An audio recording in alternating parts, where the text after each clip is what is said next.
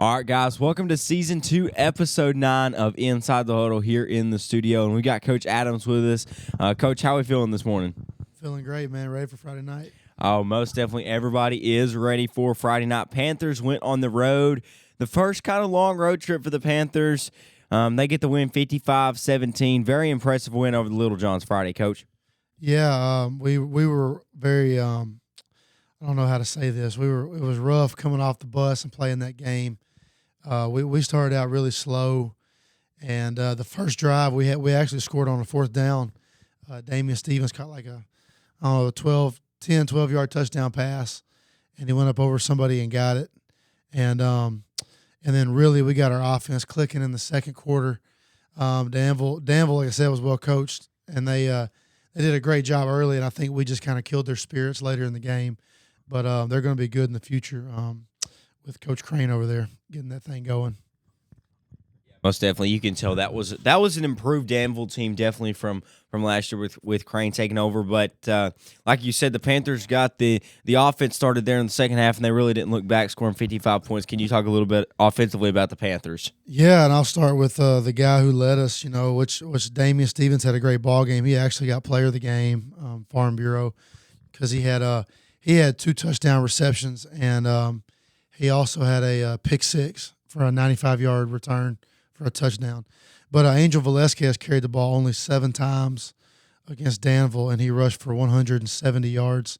So he had a pretty big average carrying the ball. One time we pitched it out to Angel on toward our sideline, and he's a tough runner, man. He's a tough kid. He runs fast. He's very physical, and he's got a motor, and he don't go down easy. And he got down the sideline, and a kid hit him low, and he put his hand on the ground, and I thought he was going down. And he pushed it with a one-arm push-up, pushed himself back up, and proceeded to go 45 more yards for a touchdown. So, he had a big night. Angel had 2 touchdowns. Both were big touchdown runs. Nehemiah had 2 touchdown runs. I think he averaged 10 yards per carry Friday night. Carter Tugwell got a big, long touchdown run, about a 50-yarder. And then, like I said, Damian Stevens had 2 touchdown receptions and a pick six. And so I was really proud of the offense. We had our kinks, and we had some missed opportunities early and some things that gave us problems. But we kept grinding, and we got the job done. And I was proud of our takeaways on defense. Danville's offense played much better than the score shows. They had the ball down in the red zone a few times. As a matter of fact, they were late in the game or in the third quarter when Damian got that 95-yard pick six. They were moving down there to score, and they were giving us problems. And then Ethan Ramsey also got an interception. So proud of those guys. And we got 4 pins inside the 20-yard line on our kickoff, and that's a big deal. We try to make that a big deal. We want field position. If we can get the ball inside the 20, gives our defense a chance, because nowadays people are going in-game adjust very well, and they're going to give you problems here and there. And we did a good job after halftime of fixing those problems. But those pins helped us. We got 4 pins inside the 20, and we told the kids, if you get a pin inside the 20, I told them that Coach Dawson would buy them a pizza. And I didn't say I would. I said Coach Dawson would buy them a pizza because he's a special teams coordinator. But Coach Dawson has held his end of the bargain. I got to check on this week because, we only had 2 buy one, get one free pizzas for domino cards. And so at halftime, we had 3 pins inside the 20. And Coach Dawson told him, we got to get one more pin, guys. He said, I got 2 cards, buy one, get one free. So we need one more so we can get 2 free pizzas. And the kids take a lot of pride in that. And so anyway, long story short, I was proud of our kids, how they played against Danville on the road. I think it's funny. Last week I was in the office, and Coach Dawson walked in with the pizzas from the other game, and he was telling me about it. I just think that's so cool to have something to play for. But you mentioned the running backs. You mentioned last week in the podcast shifted Nehemiah Norwood over to running back because that's what he did in junior high, and he had that rough touchdown run there in the Danville game. Can you kind of talk about the running back by committee, as you have 3 or 4 that you're seems like happy to hand the ball off to? Yeah, well, Nehemiah and Angel are pretty fast kids. Nehemiah's the fastest kid on the team, And so, I just I sat down one weekend and said, what does he do well? I said he's played running back his whole life and linebacker. So I moved him back to L back, and he is a very physical blocker especially for a sophomore, and him and Angel also do a phenomenal job of blocking for each other. And Will Thompson is a bruiser type runner. He's not as fast as Nehemiah and Angel, but he gets downhill. He knows his role. He sticks his nose up in dark places and gets 3 or 4 yards for us. And his blocking has improved a lot as the years went on. I had to get on to him early in the year for his blocking, but he's gotten so much better as the year went on. And then Carter Tugwell he's a returning all conference running back for us, and I think he kind of came to life against Danville the other night when he broke that long 50-yard run, and he put his nose in a dark spot there, and he broke out and broke 2 tackles, and then took it to the house, man. And so, kind of what we've been doing is we've been mixing up our backs to kind of give them breathers for defense. And when Carter and Nehemiah when Carter and Angel are in there, and Will and Nehemiah are in there, man, you got two good groups of running backs that have been phenomenal for us all year. And so I've been really proud of them. But the reason they've done such a good job is because our O-line's gotten better too. Ever since Gurdon, I was not happy with our O-line against Gurdon. Matter of fact, I told them if we didn't improve our O-line play, we were going to lose a lot of games. And they have picked it up, and they've gotten better each week. And hats off to them because they played a phenomenal game. I wish I could give the whole O-line player of the game against Danville because they did a phenomenal job. Most definitely, you can't run the offense we run without an offensive line. Yeah, as a matter of fact, Bobby had a lower back injury, and I played. We actually started Sean Costello, and he come in and didn't miss a beat, man. Honestly, Sean can play anywhere on the O-line for us. If someone goes down, then he can play. He knows right guard, right tackle, left guard, left tackle, and that's saying a lot because each specific position has a rule that they have to memorize for every play I have in my offense, and Sean knows them all.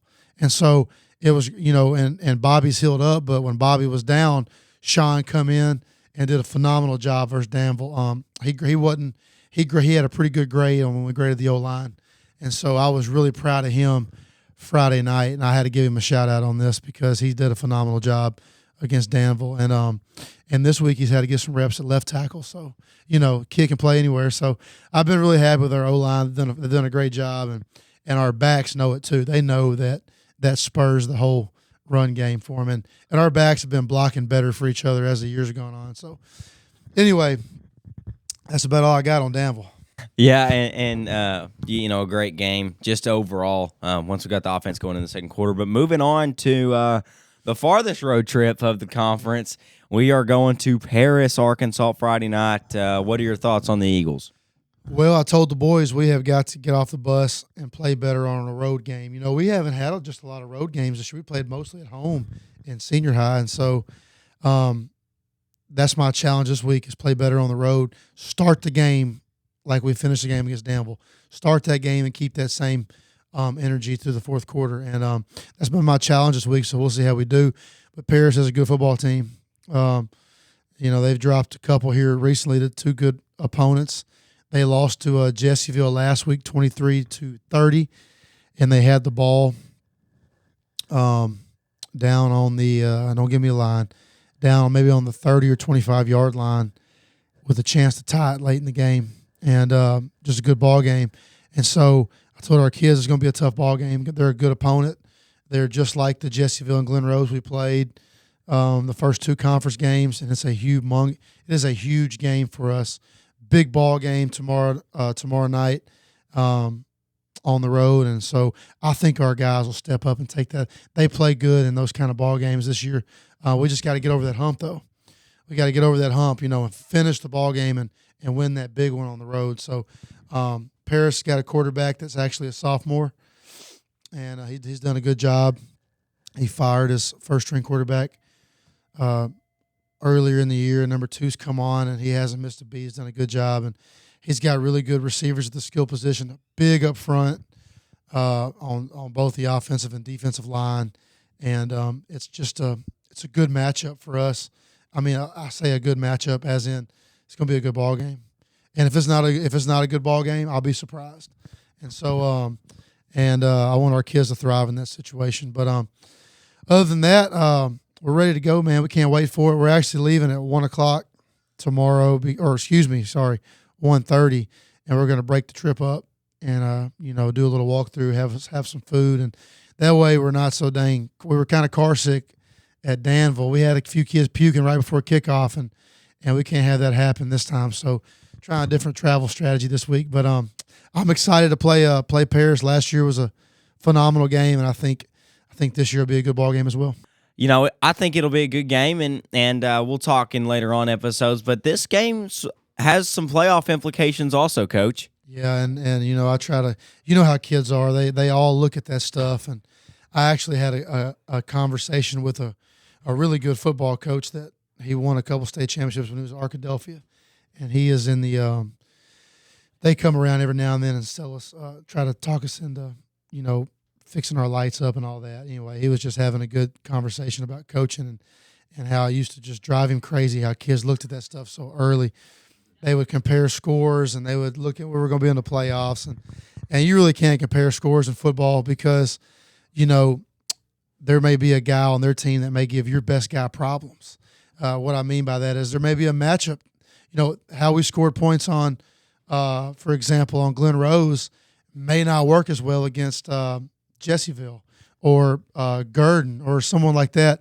And so you can't really look at scores because it may be a totally different ball game based on a safety matchup on your slot, or they may have a really good defensive tackle that's giving you problems on the right side of your line. So we're talking about that in the playoffs, but yes, it does have it's a big deal. We need to win. We need to win out, and it's our goal. We plan on winning every game from here on out, but like we always have, we don't go into a game planning on losing, and we've had some heartbreakers here recently, and so my challenge is to get over the hump. We have 3 games left, 3 conference games, and whatever else happens in the conference happens, but we can control our last 3 games, and so depending on what seed we want, the higher seed, we have to win out, and so get over that hump. There's going to be some good ball games in the last 3 games, and I want to be on the winning side of those ball games. We plan to be, and then whatever playoff seed we get, if we win out, is going to be higher than we get if we lose a couple. You know what I'm saying? So our goal is to win the last 3 games. So I'm trying to get the kids to win this week. If we win this week, next week against Cutter, win that game, and Perryville, win that game, and then we'll talk about playoffs. But yeah, you're right. There's huge playoff implications on seeding and that good stuff. But we want to go beat the Paris Eagles Friday night. So most definitely, Panthers make the trip up to Paris Friday night. Ought to be a great football game. And Coach, I appreciate you coming in today. Yes, sir. Thank you. All right, that's going to wrap up this portion, and we will be right back with the guest on Inside the Huddle. All right, guys, welcome to the guest portion of Inside the Huddle here. We're back in the studio once more, Episode 9, Season 2. The episodes are flying by just like the football season. And on the line this week, we have a man that has a lot of titles. We were talking off the air, and he is the head football coach, the head women's soccer coach, the athletic director. He teaches AP Calculus, and he is also the head man at the Driven School of Innovation, which is a really new concept going around Central Arkansas, and that is Mr. Todd Eskola. How you doing this morning, Mr. Todd? I'm great. I appreciate you having me on.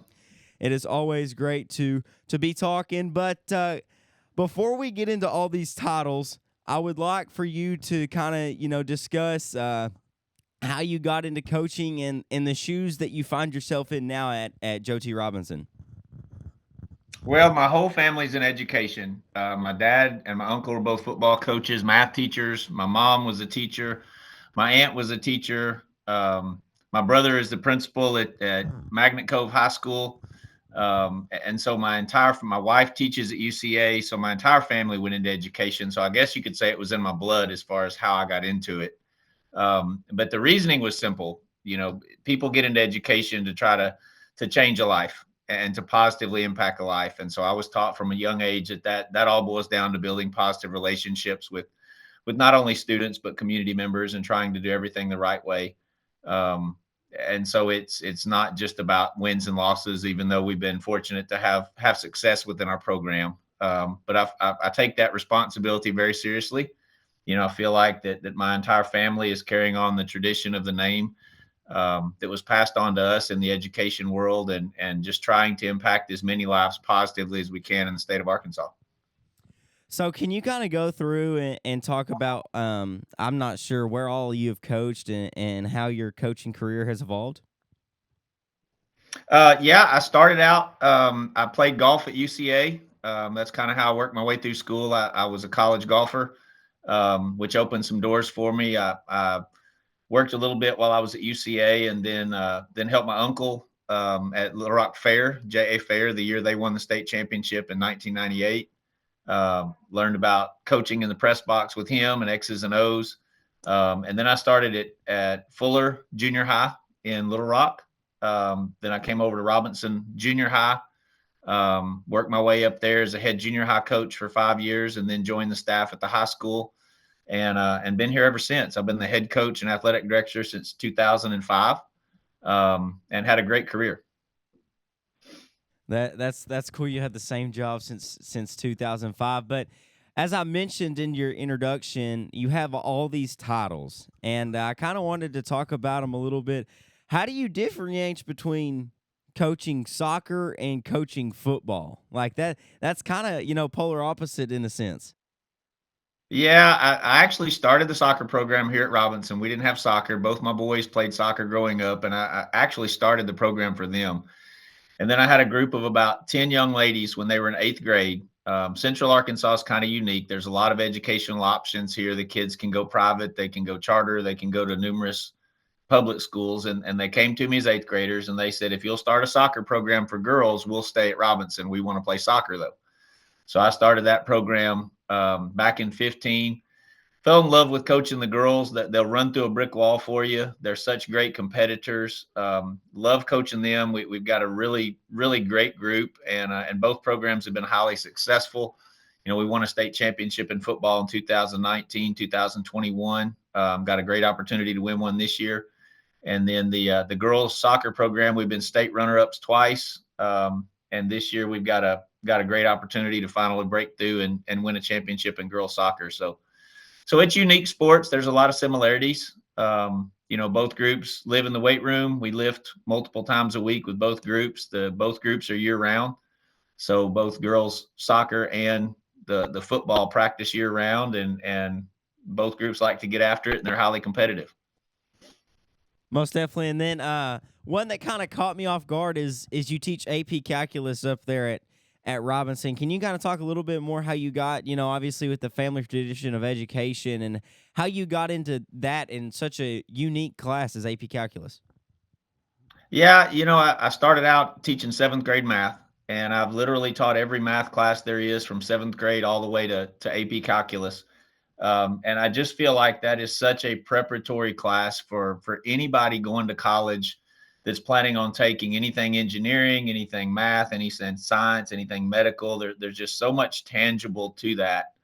I tell my kids all the time, algebra is just the study of following directions. And people say, when am I ever going to use algebra in life? Well, if you've ever baked a cake, if you've ever followed a cooking recipe, you're doing algebra, you're following directions.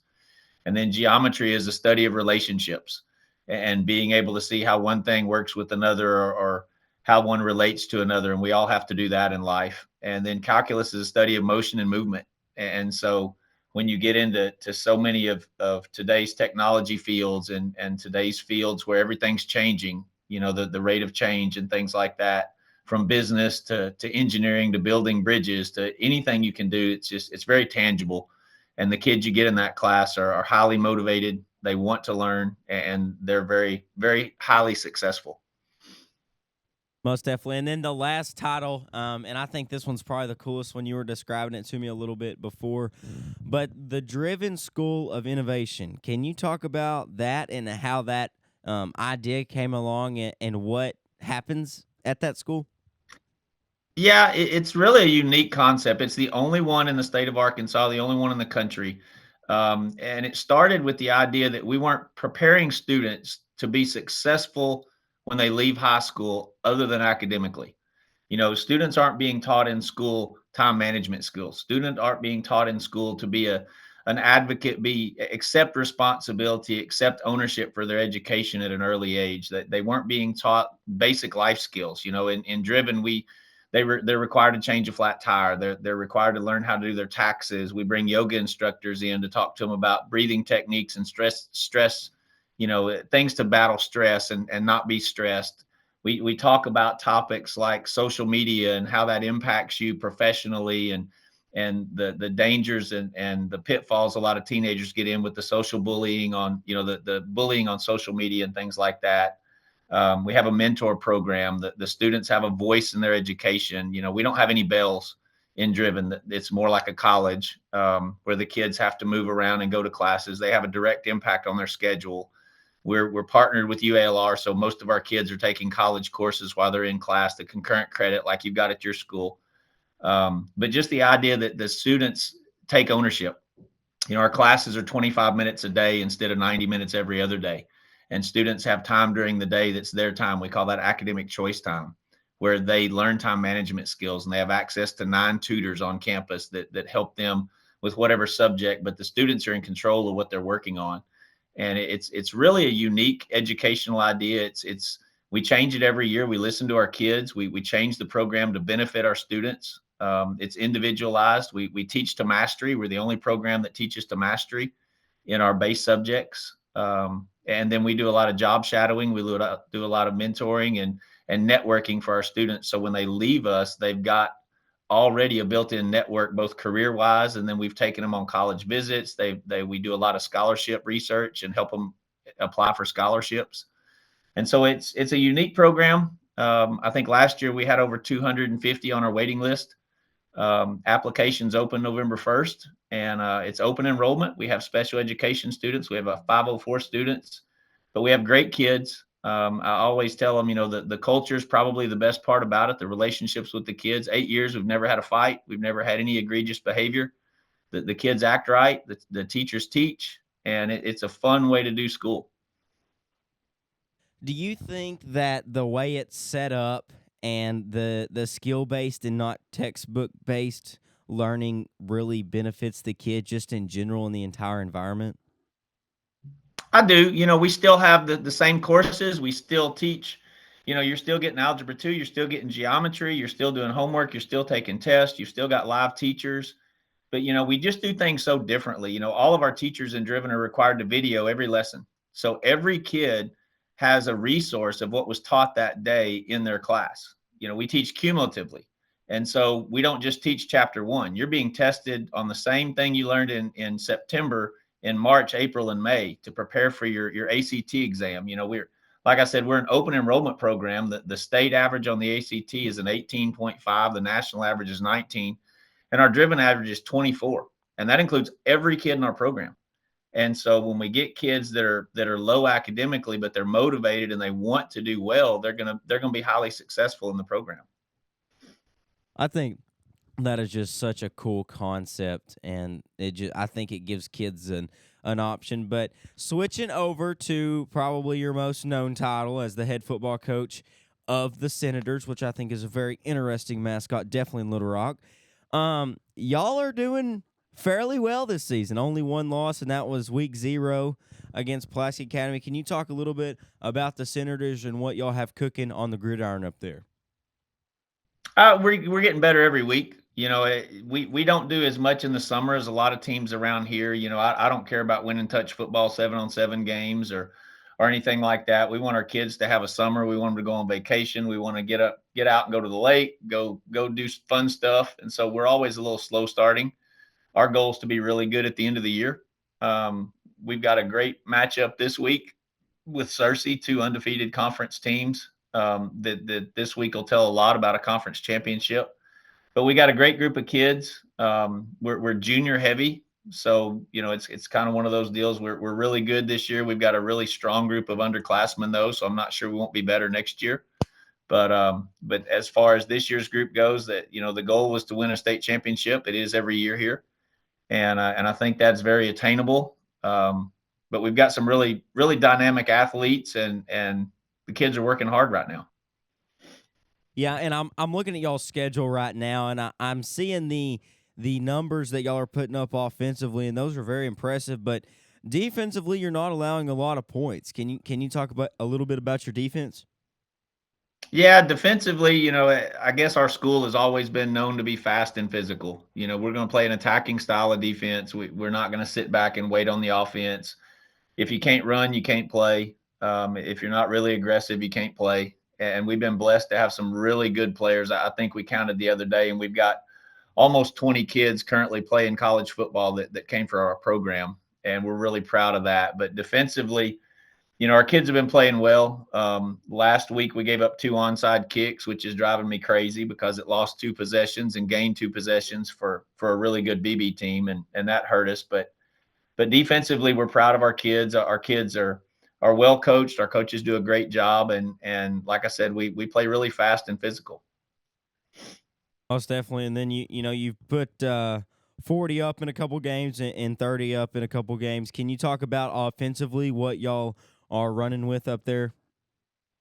Well, we're really multiple. We probably could score more. I'm one of your old school coaches that I'm never going to run it up on people. A couple of those games were 42-0 at halftime, and I don't believe in scoring as many as you can a lot of times. But we're diverse offensively. We can run the ball. We've got really good stable of running backs.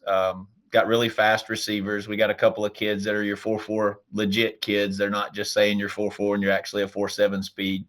So we've got a lot of speed. We got 2 good quarterbacks, and so we're just kind of we're going to line up and see what you're going to give us. Are you going to load the box, or are you going to drop 8 like BB did and force us to run the ball? And we're just going to try to adapt to what the defense is going to show us.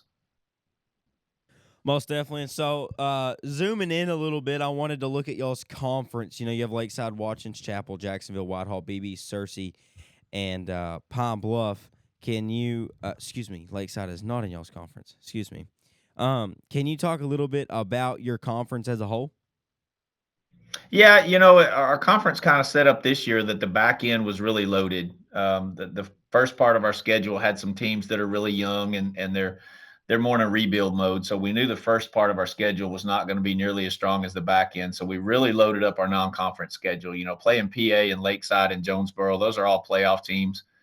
PA is really good in 7A. Lakeside's one of the best teams in the South in 5A. Great program, great game. And then Jonesboro's coming down from 6A or from 7A to 6A this year. So they were basically a 7A team.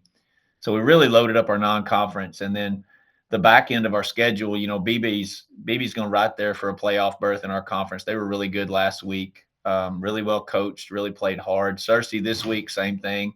They're undefeated in conference, so I think the winner of Friday night's game is going to be the conference champion. If they take care of business, both of us have 2 tough games left. Pine Bluff, fantastic defensive team. Coach Williams does a great job with them. And then Maumelles, they had 30-something transfers in this year, and so they got kids from all over the place and super talented team, and we get them in week 10. So 3 hard games to finish up for us before we start playoffs. Most definitely. And you mentioned something that is a very hot topic, and I ask every coach that I have on the podcast is, what are your thoughts on the state of Arkansas high school football in general, like as a landscape picture, whether it be transfers or reclassification or anything like that? It's always going to change with the time. I think the legislature being involved has made a dynamic that we haven't always had. The school choice rules, the way they're in place now, basically kids can go to school wherever they want to go to school, as long as they fill out the correct paperwork from January 1st to May 1st. That's how we're getting a lot of kids in our driven program, and those are not athletes; those are just academics. But whether you're an athlete or not, school choice is available to you. So you're going to continue to see a lot of kids move around. I think some is great. I think if you get too many, it's going to impact your culture. And I think that's where you can get into a dangerous mindset. I'm actually more concerned the moving around has always happened. The part that scares me is the NIL filtering down from college. I think that's coming on the high school landscape. And I think when you start paying players, that's when it's going to get ugly across the state, because you're going to have teams, buying players, and offering sums of money to come play a sport at your school in order to be successful. And I don't know a way around that, because everything, it seems like, that happens in college filters down to high school. And I know there's already schools in our state that have NIL funds available and ready to go when and if the legislature says that's now legal in the state. Right now it's set up that high school seniors, once they sign their official letter of intent with a college, can be paid on NIL. Well, it's not going to be long before, I'm afraid, it's going to open up to where current high school students that are still playing are going to be allowed that opportunity. And I think that's a mistake. I think when that happens, you're going to see certain schools that are going to go out and offer sums of money to people to come there. And it's not necessarily an academic based move at that point. It's strictly athletics. And I worry about those kids actually being attentive in class and trying to get their grades, because they're now being paid like a professional athlete instead of an amateur, which is what high school sports in Arkansas should be. I could not agree with you more. And you made a statement that caught my ear, and it was schools basically buying other schools. The business motto is, if you can't beat a competition, eat them. And basically, Mhm. do you think it will get to the point where schools simply don't have enough kids to form teams, and we see a lack of teams in the state of Arkansas? I think it's going to be more you're cherry picking the best athletes. I think you're going to see, if NIL does come to play, I think you're going to see those great sophomores, those great freshmen in junior high. You're going to see parents, you're going to see businesses of the schools that choose to go down that route start looking at those kids and those families and trying to entice those moves. And that's where it's going to really affect not just the kid and the family and the dangers that come into accepting money to play a sport, but also the teams that they left. A school like Magnet Cove that's limited on the number of athletes. Well, if somebody comes and takes your best three players and they're paying them to go to a school within driving distance, I mean, that not only is going to affect the schools that are getting those kids, but also you just left your hometown with the best three players gone. And I think that's more likely than not having teams. And of course, if you take your best three or four kids away, some of our smaller schools, they're not going to have success. And it doesn't take a brain surgeon to know that kids want to play for winners, and kids want to be around programs that have success. And if you have schools that start losing that success, it's harder to get kids to play.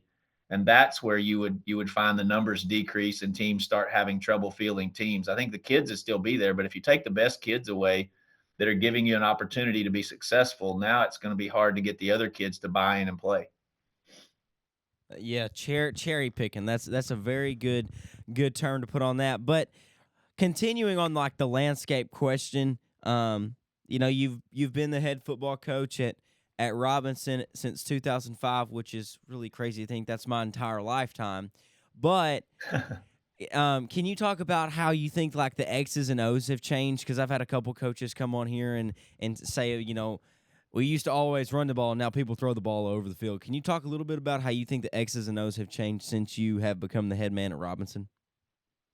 Oh, it's night and day. In 2005, we were a slot I team. We ran the football, really physical, and then the 7-on-7 started. You saw colleges start throwing the ball more, going to a shotgun spread formation. Nobody huddles anymore. We don't. If you came up today to practice and said y'all get in a huddle, my kids wouldn't have any idea what you were talking about. We don't huddle. We play fast. You get so many more snaps now. I think offensive football has stretched horizontally and vertically on the field so much more than in the past. It used to be 3 yards in a cloud of dust, and that just doesn't exist in the higher classifications in Arkansas very much. Most teams are going to stretch the field. Most teams are going to have a vertical passing game. They're going to have a horizontal screen game. They're going to still run the ball, but there's a lot more to it now. A lot of what we do now is RPOs. which is a run pass option, and you put the decision in the hands of your kids on the field and your quarterback position. That position has changed a lot.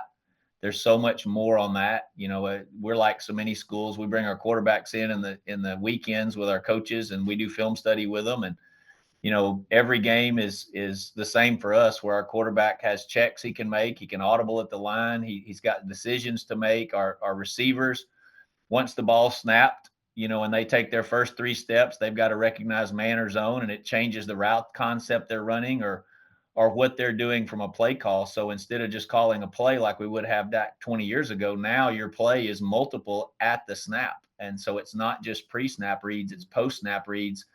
And that's more, I don't think it's filtered down yet to the lower classifications as much, but when you play 5, 6, 7A football, that's a lot of what the successful teams are doing. And it's just the kids are more educated on the game of football. They watch a lot more football.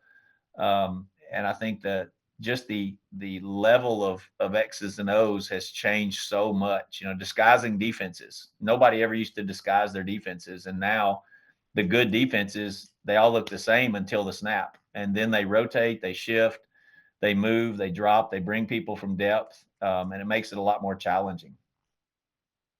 You mentioned your quarterback, and previously you mentioned you have two quarterbacks that you play. Can you talk a little bit about your quarterback room up there at Robinson?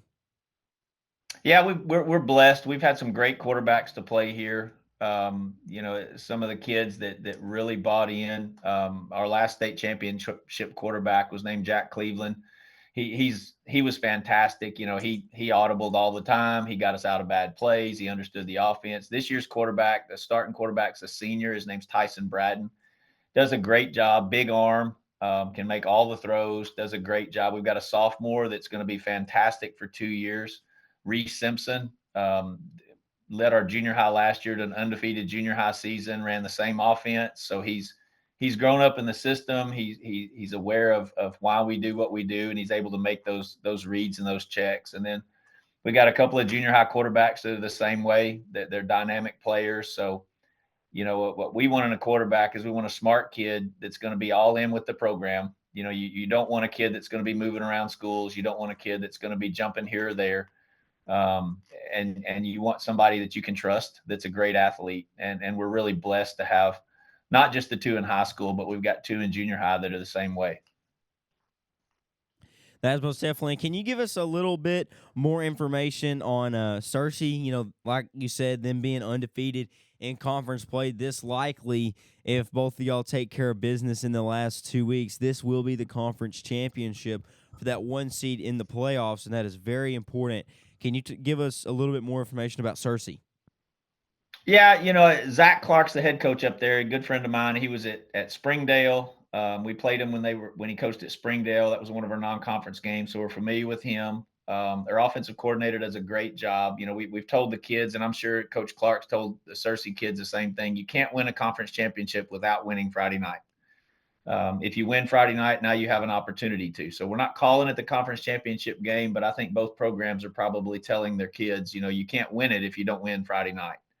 And Searcy is a unique animal because they play so fast on offense. They're probably going to snap it faster than any team in the state. When the umpire moves away from the ball, that's their cue to snap the ball. And so they're literally snapping the ball as fast as they possibly can on offense. And that's the biggest challenge when you play them. They're spread. They've got a really good quarterback, big kid, played last year. They dropped down from 6A last year, so they're used to competing at a high level. Got really good athletes.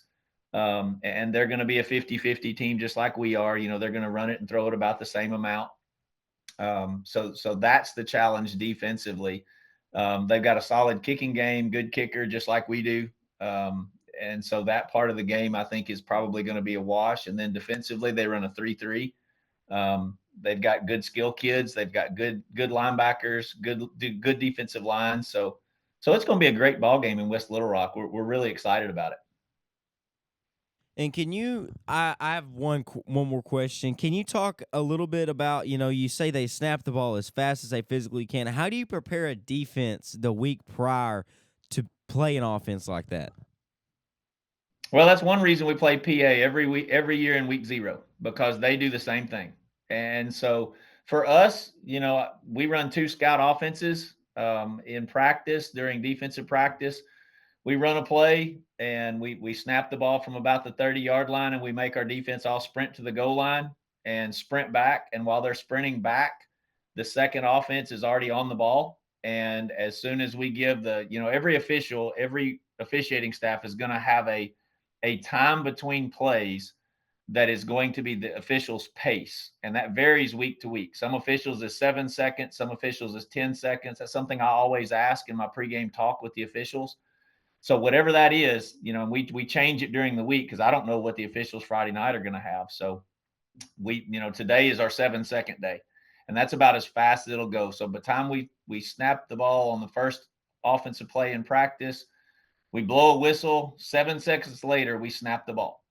And so our kids have 7 seconds to run 30 yards to the goal line, 30 yards back, get the call, get lined up, and be ready to play. And that's the only way we know to get ready for a fast-paced offense, and get your kids used to not only the conditioning part of it, because it's going to wear you out when they have 90 snaps in a game, and try to simulate they're on the ball ready to go and we're not. We've got to get lined up and communicate. That makes me tired, honestly, just thinking about it. But I appreciate you hopping on today, Coach, and best of luck against Searcy Friday night. Hey, I appreciate you having me on. Keep doing great things down at Magnet Cove. All right. Thank you, sir. We will talk to you later on. All right. All right, guys, that right there was Mr. Todd Eskola up at Robinson. And as you heard, he has lots of titles. He does lots of good things for the Senators, and they've got a big matchup Friday night as Searcy comes over to West Little Rock for arguably, I believe, the number 1 seed in that conference for the playoffs. And the Panthers, they make the longest road trip of the season to Paris, Arkansas, as the Panthers battle to sort of make sure they go to the playoffs and keep that seed number ticking up. So, big playoff implication matchup for the Panthers Friday night and for the Senators. So I appreciate y'all tuning in to Inside the Huddle here this week. Big thanks to my sponsors once more, Hartzell's Farms and Excavating and Razorback Camper Sales. Like, share, and subscribe. This is going to wrap up Season 2, Episode 9 of Inside the Huddle. Thanks for watching.